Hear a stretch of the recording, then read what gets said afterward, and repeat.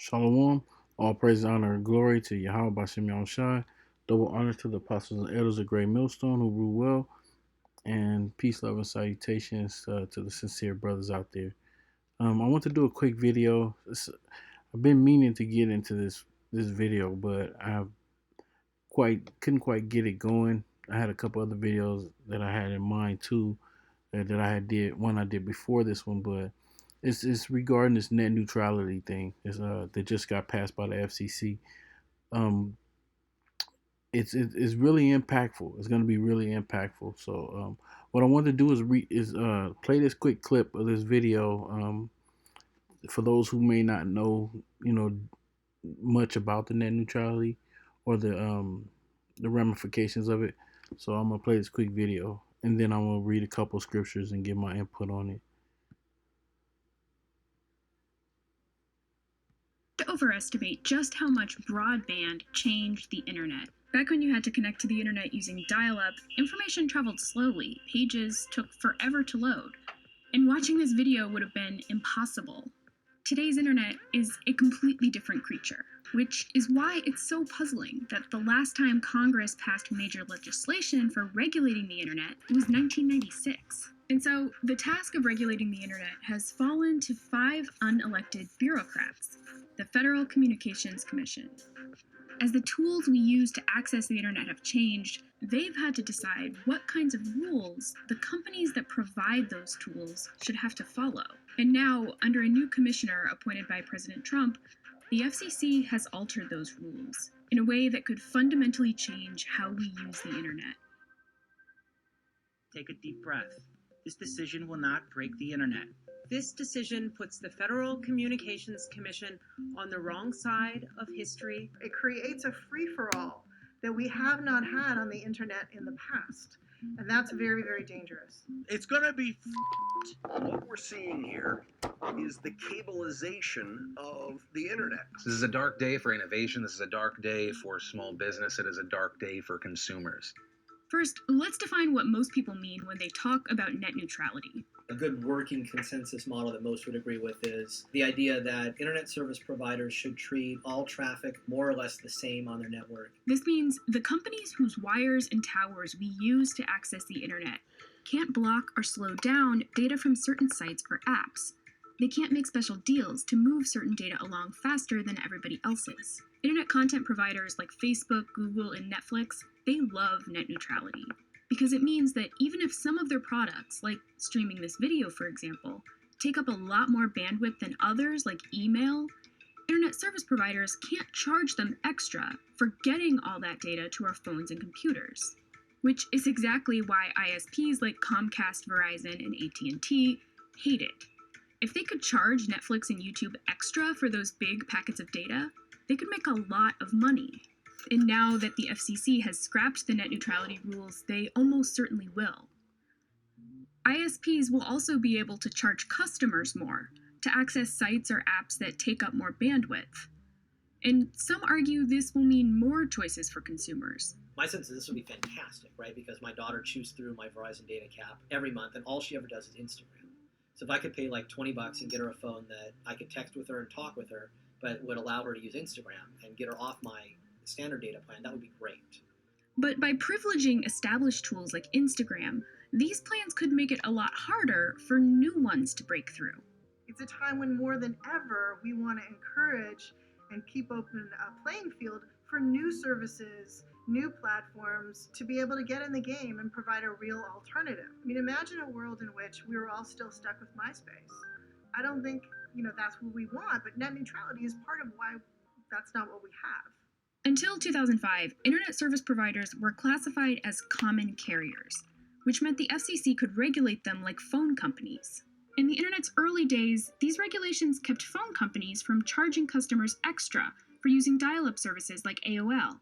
And when phone companies started offering DSL broadband service over their lines, common carrier rules forced them to let their competitors use those lines too, which meant consumers had tons of choices when it came to picking an internet service provider. A 2003 page from the Washington Post lists 18 different DSL options for the Washington, D.C. region. Today, residents have less than half as many choices. So, what happened?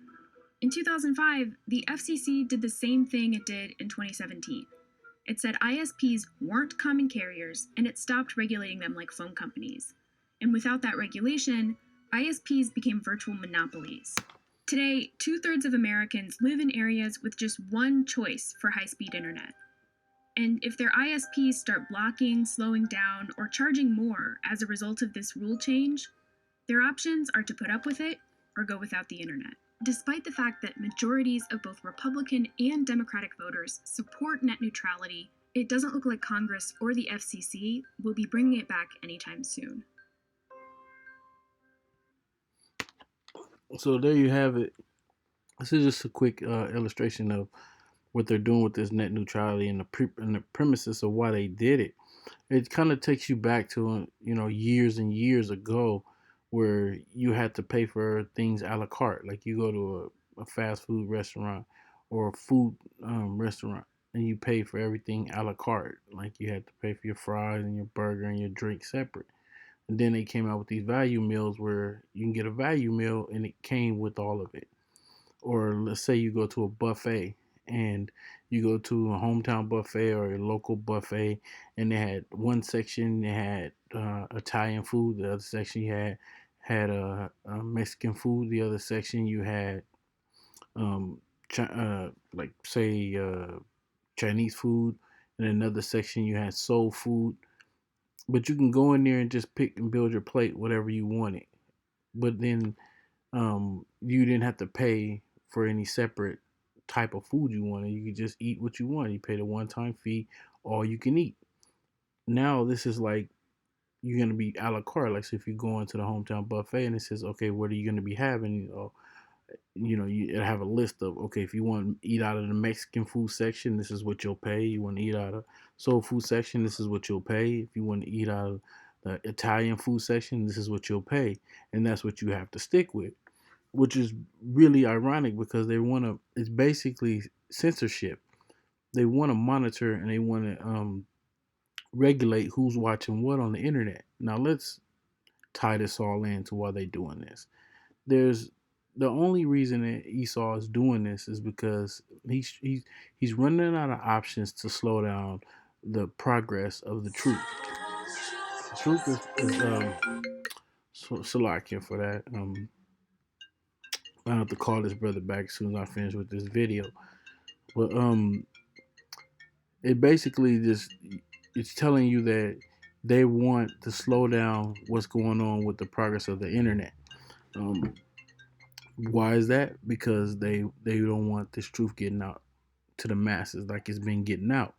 Um, because it's really starting to grow. People are seeing it more and more. Even people that's not even following the truth, they're still speaking about the truth. They're talking about the truth. They're sharing truth videos. Truth videos are all over the place now, and so they're doing this because they don't want this truth to go at the speed that it's going. They're trying to slow it down. Esau, you're not going to slow it down. But if this takes place, it could be the beginning of the famine of the word, which is better for us this in this truth, because we're looking for the famine of the word to come. We're looking for more and more prophecies to take place so we get the hell up out of here. So the two scriptures I want to get into are famine of the word scriptures. The first one is Amos 8, and I'm going to start at verse 11. It says, behold, the days come, said the Lord power, that I will send a famine in the land, not a famine of bread, nor a thirst for water, but of hearing the word of the Lord. As they shall wander from sea to sea, and from the north even to the east, they shall run to and fro, and seek the word of the Lord, and shall not find it. In that day shall the fair virgins and young men faint for thirst. Because right now there's there's not a reason for people to be like, oh, I need the word. They're thirsty for the word. But see, what's going to happen is there's going to be a false flag attack. Some dramatic to people's lives is going to take place, and they're going to need answers that they're not going to get from their church pastors. And the only answers they're going to get is from the men that's out there teaching the word. So they're gonna thirst for those answers. But the Most High is gonna seal up, get the elect sealed up. He's gonna take those the men of the Lord. He's gonna take us out of the equation, and people aren't gonna be able to get the word because it's gonna be a famine. The next scripture is verse 1. This is 2nd Ezra 5:1. It's nevertheless, as coming the tokens, behold, the day shall come that there which dwell that they that which dwell upon the earth shall be taken in a great number, and the way of truth shall be hid, and the land shall be barren of faith. A way of truth, that's the family of the word, and the truth won't be out there. Brothers won't be you won't be able to get brothers on the internet, and the Most High is gonna take us off the street. Let me jump down to verse 9.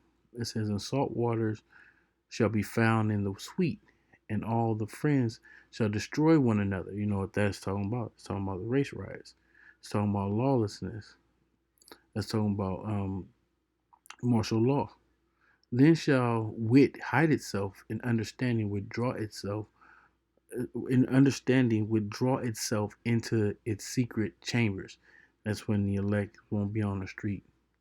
So I just wanted to put out these quick little scriptures to match this video because I've been wanting to go do something regarding this whole net neutrality thing.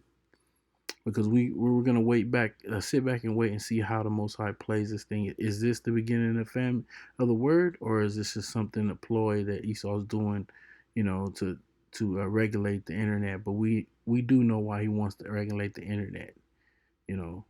So with that, I hope this video was edifying. It's real quick and nice and sweet. I want to, do a quick video on it. I want to say all praise, honor, and glory to Yahweh Bashem Yahushai. Double honors to the apostles and elders of Great Millstone, and peace, love, and salutations to the hopeful elect. Shalom.